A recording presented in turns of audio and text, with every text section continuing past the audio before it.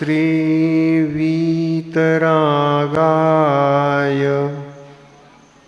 सर्वज्ञाय नमोस्तुते।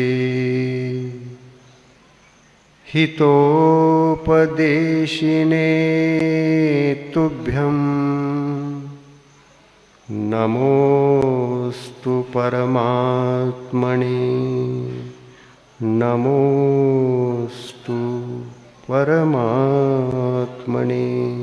अहिंसा परमो धर्म की, पंच परमेष्टि भगवान की, संत शिरोमणि आचार्य गुरुवर श्री विद्यासागर मुनि महाराज की, आचार्य प्रवर आचार्य गुरुवर श्री समय सागर मुनि महाराज की,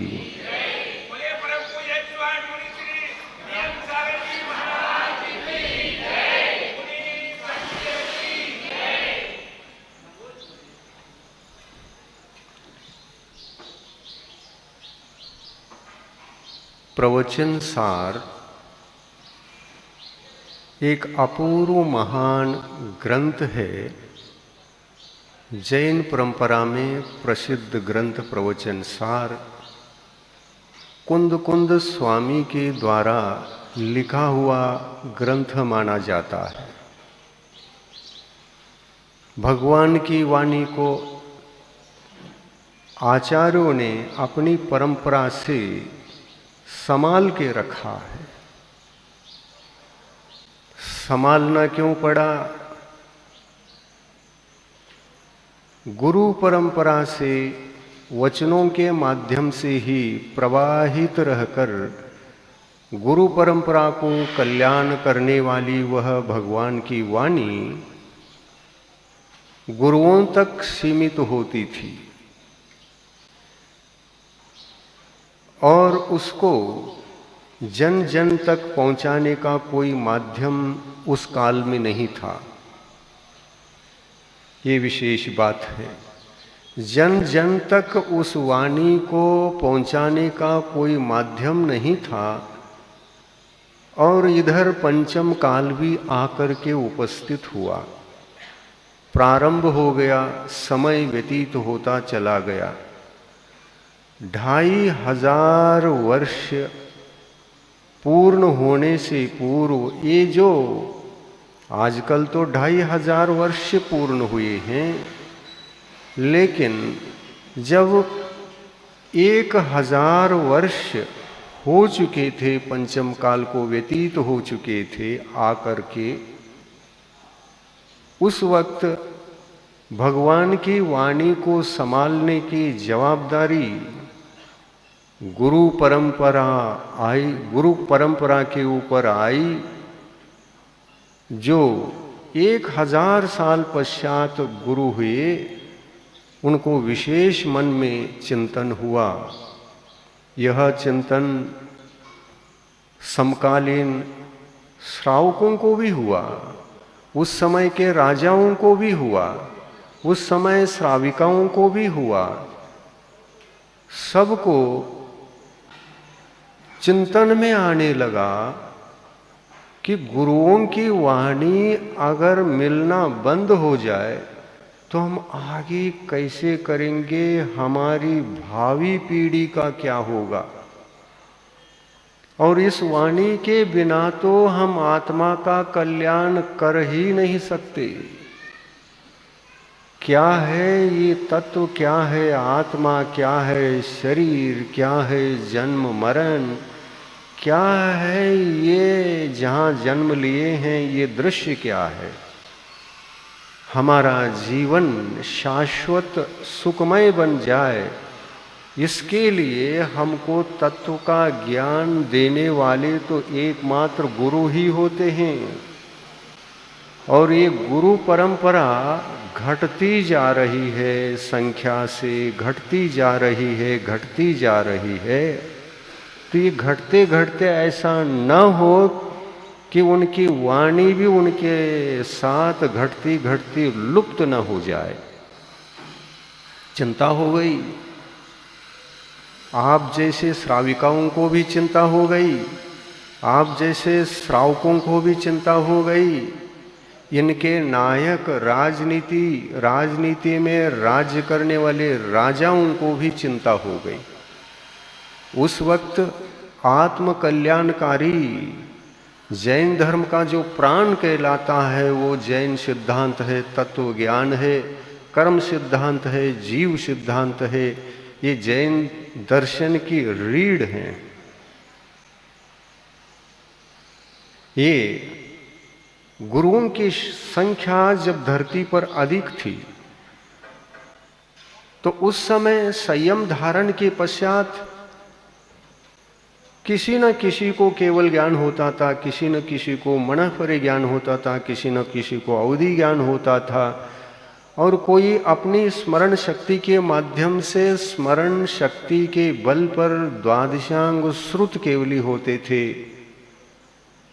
इस परंपरा के विच्छेद का भय उत्पन्न हुआ समाज में, और उसी भय उत्पन्न होने के कारण से सुरक्षा की चिंता हो गई। सब जागृत हो गए, सभी जागृत हो गए, श्रावक जागृत हो गए, राजा जागृत हो गया, मुनियों को भी जागृति मुनियों में तो थी, वो भी जो चिंतक थे। अगर ये श्रुत धारा भगवान की, जिनेंद्र भगवान की वाणी जो कुछ भी थोड़ी बहुत बची है, ये अगर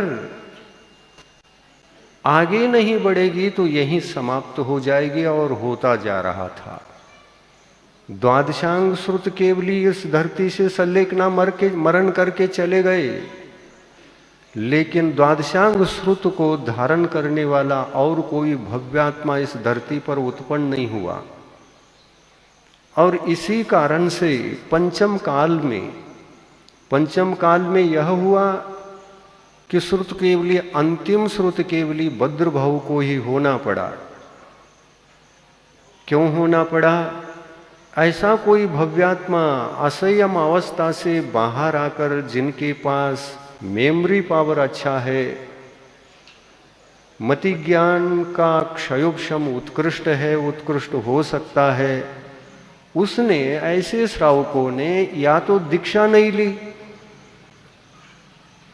और नहीं ली और गृहस्थ अवस्था में ही उस जीवन को व्यतीत किया, तो उन्होंने सोचा कि हमसे तो दीक्षा तो संभव नहीं, और जो कुछ भी हम जीवन जी सकते हैं, जितना बन सके धर्म के कार्य करेंगे, बाह्य अनुष्ठान करते हुए धर्म के प्रति श्रद्धा से जुड़कर आत्म कल्याण करेंगे, आत्मा का कल्याण करेंगे। जिस किसी प्रकार से हमको कल्याण करना ही है, मान के चले उस गृहस्थ के पास, उस व्यक्ति के पास क्षयोक्षम की शक्ति यदि अधिक है, तो उनको, वो अगर दीक्षा ले ले तो भद्रभाव के पश्चात भी कोई श्रुत केवली पैदा हो सकते थे। तब 5 की जगह हमको 6 श्रुत केवली हुए हैं, ये बताने के लिए अच्छा होता था। लेकिन 5वें श्रुत केवली के काल में श्रुत केवलियों की परंपरा समाप्त हो गई। धरती पर बहुत बड़ी समस्या उत्पन्न हुई। अब संपूर्ण द्वादशांग को जानने वाले मुनि महाराज कौन? क्योंकि द्वादशांग का ज्ञान तो श्रावकों को नहीं होता, द्वादशांग का ज्ञान तो असंयम अवस्था में नहीं होता। द्वादशांग का संपूर्ण ज्ञान केवली, श्रुत केवली के पाद मूल में ही होता है। या तो केवली भगवान इस धरती पर मौजूद चाहिए, या तो श्रुत केवली प्रत्यक्ष चाहिए, जिनके पाद मूल में जाने के पश्चात ही कोई भव्यात्मा अपने उत्कृष्ट मति ज्ञानावरणी और श्रुत ज्ञानावरणी कर्म के क्षयोक्षम से द्वादशांग श्रुत केवली बन सकता है। और हम कहते हैं उस काल में, जिस काल में भद्रभाव का समय था, भद्रभाव के समय के काल में ऐसे कितने ही श्रावक होंगे, गृहस्थ होंगे, भव्यात्मा होंगे, जिनके पास क्षयोक्षम तो था, लेकिन असंयम से वैराग्य होकर संयम को धारण करने की भावना उत्पन्न नहीं हुई। और नहीं हुई इसलिए वो गृहस्थ अवस्था में अपने जीवन को समाप्त कर लिया, और इधर भद्रबाहु के पश्चात ऐसा कोई श्रावक भव्यात्मा उनके सामने दीक्षा लेने वाला नहीं आया और उन्होंने नहीं लिया। अगर लेते तो छठे कोई श्रुत केवली भी हो सकते थे, लेकिन दीक्षा नहीं ली। असंयम मार्ग अच्छा लगा, जो कुछ भी है हम इतने में निपट लेंगे।